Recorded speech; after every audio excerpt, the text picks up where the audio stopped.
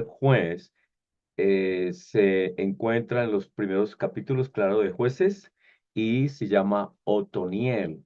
Y estuvimos diciendo que después de la muerte de Josué, esa generación que vino, que había proclamado, que había hecho el pacto de seguir adelante, poco a poco fue abandonando ese compromiso, se acabó el liderazgo, nunca más se levantaron líderes como Josué, como todos los de esa generación, y cada tribu hacía lo posible, lo que podía para conquistar la región que le había sido asignada, que Dios le había dicho a Josué que asignara esa región de la tierra para cada una de las tribus, y cada uno estaba haciendo lo propio, aparte, no estaban unidas las tribus, cada uno estaba por su lado, y se dio ese proceso de degradación de visión.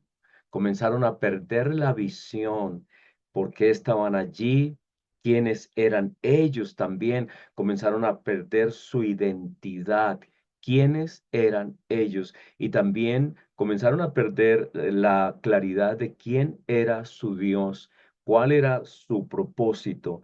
Y muy pronto se mezclaron con los pueblos que debían haber sacado y les dieron a sus hijas en matrimonios y se casaron con las hijas de los pueblos paganos y adoptaron sus costumbres, sus dioses, y se deterioraron moralmente, se apartaron de Dios.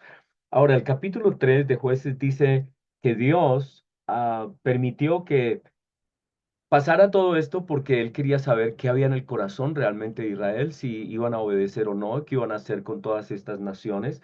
En el versículo 1 dice, estas pues son las naciones que dejó el Señor para probar con ellas a Israel, a todos aquellos que no habían conocido todas las guerras de Canaán, solamente para que el linaje de los hijos de Israel conociese la guerra, para que la enseñasen a los que antes no la habían conocido, los 5 príncipes de los filisteos, todos cananeos, sidonios, heveos, que habitaban en el monte del Líbano, desde el monte de Baal Hermón hasta llegar a Hamath, y fueron para probar con ellos a Israel, para saber si obedecerían a los mandamientos del Señor que Él les había dado a sus padres por mano de Moisés.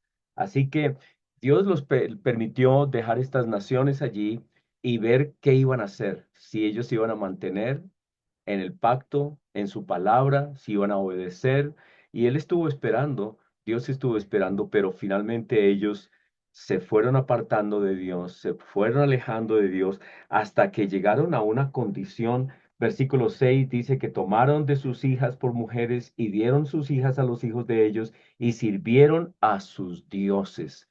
Se contaminaron de todas las culturas, prácticas, paganismo, ritos, todo lo que hacían los pueblos paganos. Israel comenzó a hacer lo mismo. Y de un momento a otro se encontraron oprimidos, se encontraron, otra vez habían perdido la visión, su propósito, su identidad, y de un momento a otro estaban oprimidos por enemigos de esos pueblos que estaban allí.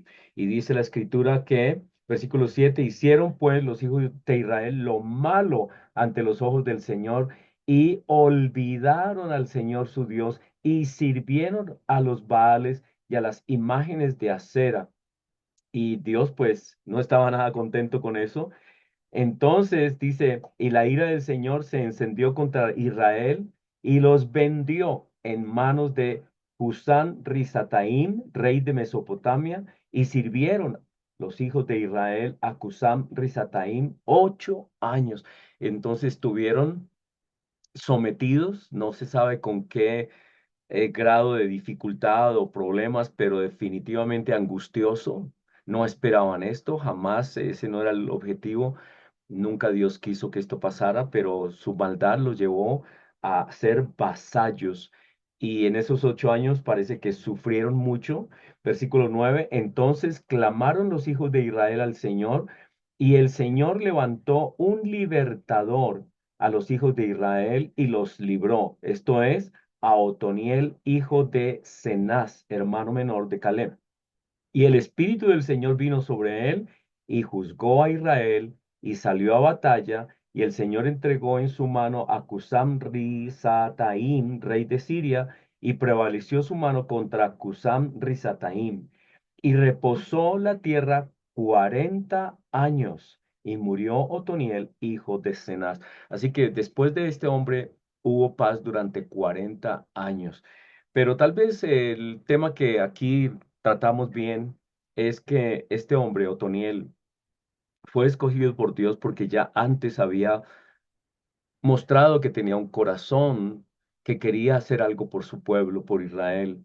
Ya antes había salido a batallas y estaba como dispuesto. Había dicho, sí, heme aquí, envíeme a mí. Decíamos nosotros, tenía esta actitud. Y por esta actitud Dios lo levantó y hizo con él, trajo con él libertad de la opresión de su pueblo. El versículo 10 es para mí clave.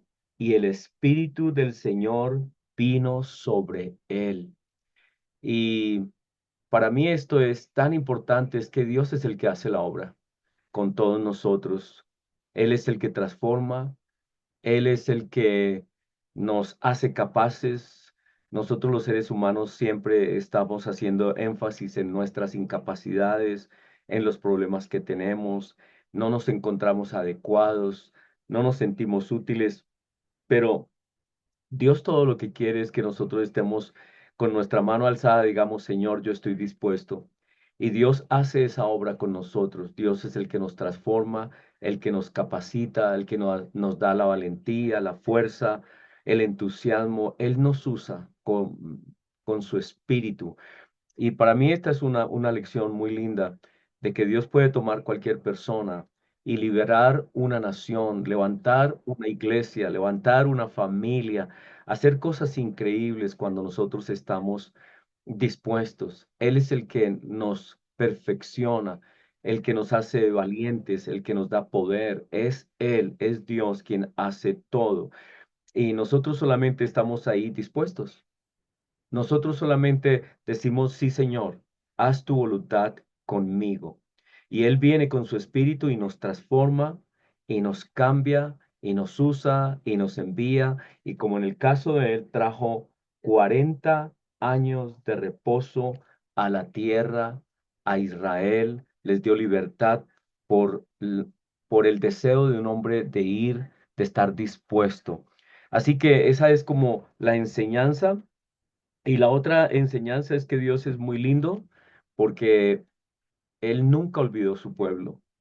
A pesar de todas las dificultades, herejías, a pesar de que se apartaron, siempre fue el pueblo del pacto, el pueblo escogido, el pueblo amado. A pesar de todo, Dios nunca los olvidó, nunca los dejó, nunca los abandonó completamente. Dios siempre estuvo con ellos y estaba atento y a la primera condición de clamor, porque dice esa escritura, dice, y clamaron. Versículo 9. Entonces clamaron los hijos de Israel. Qué importante es clamar a Dios cuando estamos en angustias, cuando hemos cometido algún error, cuando nos hemos apartado, reconocer nuestros caminos y decirle, Señor, me aparté de ti, perdóname, vengo a ti, líbrame, levántame, Señor, ten misericordia, apelar a ese amor, a esa gracia que Dios nos tiene a todos, nos ama, Él nos ama profundamente, Él nunca nos va a dejar. Ciertamente cada uno de nosotros cosecha lo que siembra, dolor, angustia y sufrimiento, pero también nosotros podemos volvernos a Dios y Él nos libra y Él nos libera y Él envía personas, circunstancias para que nosotros podamos salir de situaciones en las que nos hemos metido, en problemas en los que nos hemos metido. Dios está presto a oír el clamor de su pueblo. Así que hermanos, esto es esa primera lección que vimos sobre Otoniel, un hombre que dijo, aquí estoy, y Dios lo usó poderosamente, trajo libertad y Dios oyó las oraciones de su pueblo.